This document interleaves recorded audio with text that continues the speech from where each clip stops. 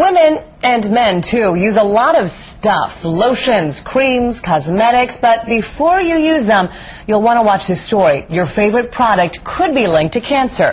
Investigative reporter Lori Stein explains in tonight's I-Team report. Elise Van der Rijs spends so much time playing tennis that she keeps a whole basket of sunscreens next to the court. Tell me about why you chose these products. And she chose each one pretty carefully. This one I chose for tennis because it doesn't leave your hands greasy. But when I offered to see whether the ones she bought are safe to use, she got a little worried. I hope my choices are good ones. We hope so too, because some environmentalists and doctors are now saying that many of the ingredients in the sunscreens, lotions, and cosmetics we use every day are very dangerous.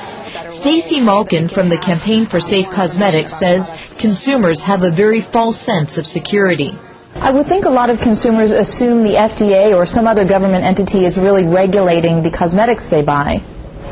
It's true. Most people are surprised to find out that companies don't have to safety test products. They can put nearly anything into beauty products with no safety testing without fully labeling the products.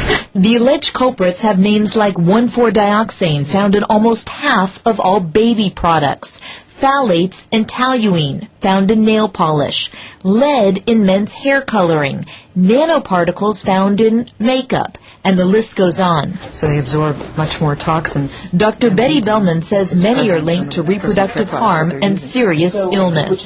If some of these chemicals are absorbed, even a little bit over a lifetime, it can potentially increase our risk for cancer.